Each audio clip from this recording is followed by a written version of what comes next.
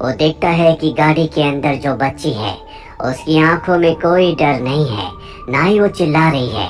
और अगले पल गाड़ी में ब्लास्ट हो जाता है जिसमें उस बच्चे की मृत्यु हो जाती है। इस घटना के बाद एडवर्ड सदमे में चला जाता है। उसे हर जगह वही बच्ची दिखती है, जिस वजह से बहुत ज्यादा डिप्रेस हो चुका है। एक दिन उसकी एक्स फियांसे का उसे एक लेटर आता है जिसमें लिखा होता है कि उसकी बेटी पिछले कई दिनों से मिसिंग है। अब क्योंकि एडवर्ड एक पुलिस वाला है, इसीलिए वो तय करता है कि वो अपनी एक्स फियांसे की मदद करने के लिए उस आइलैंड में जाएगा जहां पर वो रहती है। ये एक सुनसान आइलैंड है और अब एडवर्ड उस आइलैंड के लिए निकल पड़ता है, लेकिन बार बार उसे वही छोटी बच्ची दिखती है जो अलग अलग तरह से उसकी इमेजिनेशन में मर रही होती है, जिस वजह से बहुत ज्यादा डिस्टर्ब हो जाता है। जल्दी वो एक प्राइवेट प्लेन हायर करके आइलैंड तक पहुंच जाता है। आइलैंड में जितने भी लोग होते हैं वो उसके साथ बिल्कुल फ्रेंडली नहीं होते। सब उसे एक ही बात बोल रहे होते हैं कि तुम यहाँ से चले जाओ। और एडवर्ड बिना इन्वेस्टिगेशन के यहाँ से नहीं जाना चाहता। वो एक मोटेल में जाता है जहाँ पर एक बार भी होता है। इस मोटेल की ओनर एक लेडी है। एडवर्ड यहाँ पर एक कमरा ले लेता है, जिसके बाद वो बार में जाता है और वहाँ पर अनाउंस करता है कि मैं यहाँ पर एक बच्चे को ढूंढने के लिए आया हूँ। अगर किसी को उस बच्चे के बारे में पता चले तो मुझे इन्फॉर्म करे। ये एक ऑफिशियल इन्वेस्टिगेशन है। और अब जाने से पहले वो एक हनी बी को ग्लास के अंदर कैद कर देता है और कहता है कि मुझे हनी बी से एलर्जी है।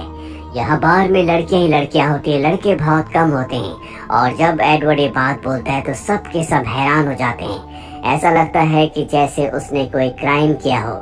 इसके बाद वो अपनी एक्स फियांसे से मिलता है जिससे कभी उसकी एंगेजमेंट हुई थी। एडवर्ड से कहती है कि मेरी बेटी पिछले कई दिनों से गायब है, तुम्हें किसी भी कीमत पर मेरी बेटी को ढूंढना होगा। इसके बाद एडवर्ड आइलैंड में रहने वाले बहुत सारे लोगों से अपनी एक्स फियांसे की बेटी के बारे में पूछता है। वो सबको उसकी फोटो दिखाता है, पर आइलैंड में रहने वाले लोग कहते हैं कि ये बच्ची इस आइलैंड की नहीं है। हमने इस बच्ची को यहाँ पर कभी नहीं देखा। एडवर्ड को कुछ समझ नहीं आता कि उसकी एक्स फियांसे की बेटी कहाँ गई। दरअसल इस पूरे आइलैंड को एक लेडी कंट्रोल करती है जिसका नाम सिस्टर समरसाइल है। ये सब के सब पेगनिज्म को फॉलो करते हैं, यानी कि इनका जो रिलीजन है उसमें ये अपनी गॉडेस को खुश करने के लिए बहुत सारे रिचुअल्स करते हैं जो कि आज किसी भी कंट्री में अलाउड नहीं है, जिसमें ये आग के बीच में कपड़े उतार कर सब के सब खड़े हो जाते हैं। साथ ही ये जीवों को सेक्रीफाइस भी करते हैं। ये किसी की मौत का बुरा नहीं मानते। इनका मानना ये होता है कि मरने के बाद वो इंसान या वो जानवर इसी नेचर में समा जाता है। इस आइलैंड पर बहुत सारी हनी बीज यानी कि मधुमक्खियां हैं, जिसका शहद बेचकर ये सब के सब पैसा कमाते हैं। ये शहद को एक्सपोर्ट करते हैं, लेकिन पिछले कुछ सालों से यहाँ पर शहद का प्रोडक्शन बहुत कम हो गया है। एडवर्ड यहाँ पर एक चीज और नोट करता है कि यहाँ पर फीमेल्स की आबादी बहुत ज्यादा है, जबकि मेल्स यहाँ पर बहुत कम है। अब एडवर्ड जब अपने मोटेल में होता है तो देखता है कि वहाँ पर बहुत सारी फोटोज लगी हैं जो कि यहाँ पर होने वाले फेस्टिवल की हैं। ये फेस्टिवल साल में एक बार होता है। ये एक तरह का रिचुअल है जहाँ पर एक छोटी लड़कियों को खेत के बीचों बीच खड़ा करते हैं और एडवर्ड को कुछ समझ में नहीं आता। साथ ही पिछले साल का जो रिचुअल होता है उसकी फोटो भी यहाँ से गायब होती है। इसीलिए वो एक एम्प्लॉय से पूछता है। वो बताता है कि ये सब हम अपने खेतों पर अच्छी फसलों के लिए करते हैं। इस रिचुअल के बाद हमारी फसलें बहुत अच्छी हो जाती हैं। यहाँ इस रिचुअल के दौरान ये एक जीव को सेक्रीफाइस भी करते हैं। और अब पिछले साल की फोटो गायब होती है, इसीलिए एडवर्ड को लगता है कि पिछले साल उसकी एक्स फियांसे को यहाँ पर सेक्रीफाइस किया गया था। इसीलिए मोटेल में काम करने वाली वो एक लड़की से इस बारे में पूछता है। वो कहती है कि तुम यहाँ से चले जाओ और जब तुम यहाँ से जाओगे तो मुझे भी अपने साथ ले जाना। और एडवर्ड साफ साफ मना कर देता है, जिसके बाद वो इस आइलैंड के स्कूल में जाता है। यहाँ पर एक स्कूल है। स्कूल के अंदर जाने के बाद देखता है कि वहाँ की जो फीमेल टीचर्स हैं वो यहाँ पर बच्चों को ऐसी बातें बता रही होती है जो इस उम्र के बच्चों को नहीं बतानी चाहिए। यहाँ स्कूल में बस लड़कियाँ ही पढ़ती है। यहाँ के जो भी रिचुअल्स, जो भी रीति रिवाज हैं उसके बारे में बाहर की दुनिया को कुछ नहीं पता। ये सीक्रेटली सब के सब अपने रिचुअल्स को यहाँ पर पूरा करते हैं। एडवर्ड यहाँ पर सभी स्टूडेंट्स से अपनी एक्स फियोंसे की बेटी के बारे में पूछता है, लेकिन कोई उसे जवाब नहीं देता। जिसके बाद वो स्कूल के अटेंडेंस रजिस्टर को देखता है। वो देखता है जहाँ पर उसकी एक्स फियोंसे की बेटी का नाम लिखा हुआ है, उस नाम को काटा गया है। जो देखकर एडवर्ड को बहुत गुस्सा आता है, क्योंकि कोई उसके साथ कोऑपरेट नहीं कर रहा होता। टीचर उसे बाहर ले जाती है और बताती है कि जिस बच्ची को तुम ढूंढ रहे हो, जल्दी वो आजाद होने वाली है, जिसके बाद उसका पुनर्जन्म होगा। ये सुनकर एडवर्ड समझ जाता है कि उस बच्ची की मृत्यु हो चुकी है। वो पूछता है कि उस बच्ची की मृत्यु कैसे हुई। टीचर कहती है कि जल्दी हम उसे आग में जलाने वाले हैं। ये सुनकर एडवर्ड हैरान हो जाता है। टीचर को एहसास होता है कि उसने गलत स्टेटमेंट दे दी, इसीलिए वो कहती है कि उसकी आग में जलकर मृत्यु हो गई थी। उसकी ग्रेव भी यहाँ पर है और अब एडवर्ड उसकी ग्रेव पर जाता है, जहाँ पर उसकी एक्स फियोंसे भी आती है। एडवर्ड उस पर बहुत गुस्सा होता है। वो कहता है कि जब तुम्हारी बेटी इस दुनिया में नहीं रही तो तुमने मुझसे झूठ क्यों कहा। उसकी ग्रेव भी यहाँ पर है। उसकी एक्स फियोंसे उसे बताती है कि ये सब झूठ है। जो कुछ यहाँ पर किया गया है वो यहाँ की लीडर सिस्टर समरसाइल का किया हुआ है। उसी ने हमारी बेटी को गायब किया है। और अब एडवर्ड जब ये सुनता है कि हमारी बेटी, तो उसे अपने कानों पर विश्वास नहीं होता। उसकी एक्स फियोंसे बताती है कि वो हमारी बेटी थी। जो सुनकर एडवर्ड हैरान हो जाता है, क्योंकि उसे आज तक पता नहीं था कि उसकी और उसकी एक्स फियोंसे की एक बेटी है। और अब वो किसी भी कीमत पर अपनी बेटी के बारे में पता लगाना चाहता है, लेकिन इस आइलैंड पर कवरेज नहीं होता, इसीलिए फोन नहीं कर पाता। वो पानी के किनारे जाता है जहाँ पर उसका प्लेन है, पर वहाँ पर पायलट का कुछ पता नहीं होता।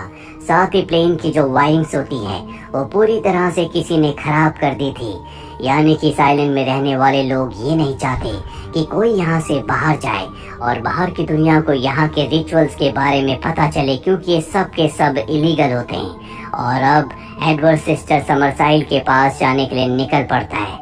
रास्ते में बहुत सारी मधुमक्खियों के छत्ते होते हैं, जिनसे वो डर जाता है। मधुमक्खियाँ उसके पीछे आती हैं। वो इतना ज्यादा घबरा जाता है कि बेहोश हो जाता है। जब उसे होश आता है तो वो सिस्टर समरसाइल के घर पर होता है, जो यहाँ की लीडर है। और अब वो सिस्टर समरसाइल से मिलता है, जिसे सब लोग ऐसे ट्रीट कर रहे होते हैं कि जैसे वो कोई गॉडेस है।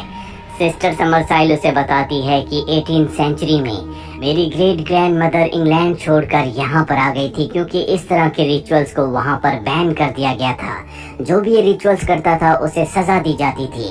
और तब से हमारे पूर्वजों ने इस आइलैंड पर रहना शुरू किया और हम उन्हीं के वंशज हैं। हम उन्हीं के रिलीजन को आगे फॉलो करते हैं। यहाँ पर सिर्फ लड़कियों को रहने की इजाज़त है।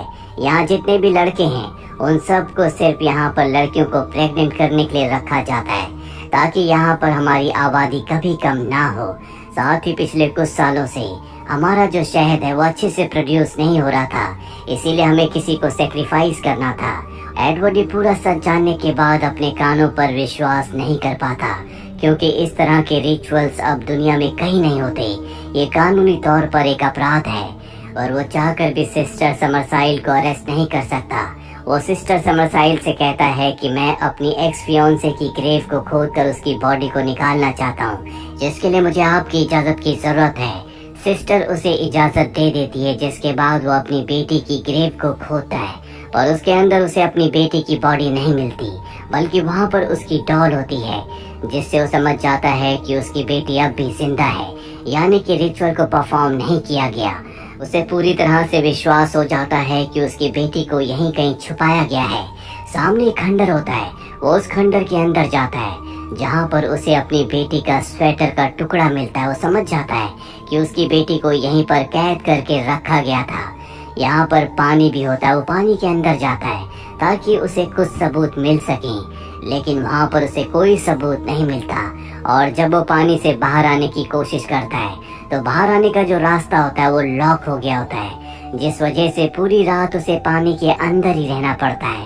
और अगली सुबह वहाँ पर उसकी एक्स फियोंसे आ जाती है और वो उसे वहाँ से आज़ाद करती है। यहाँ पर एडवर्ड को पता चलता है कि आज इस आइलैंड पर फेस्टिवल है, जहाँ पर किसी जीव को सेक्रीफाइस किया जाता है। वो समझ जाता है कि उसकी बेटी को उसे जल्द से जल्द बचाना होगा, इसीलिए वो सिस्टर के घर जाता है। घर की तलाशी लेता है, लेकिन वहाँ पर उसे उसकी बेटी नहीं मिलती। इसके बाद वो दूसरे घरों में भी तलाशी लेने के लिए जाता है जहाँ पर सब ने मास्क पहने होते हैं क्योंकि सब के सब फेस्टिवल में जा रहे हैं। एडवर्ड को पता चलता है कि जिस प्लेन से वो आया था उसे किसी ने पानी में डुबा दिया है, साथ ही पायलट को मार दिया है। उसे पता चलता है कि जिस मोटेल में वो रह रहा है उसकी ओनर ने सब कुछ किया है। वो मोटेल में जाकर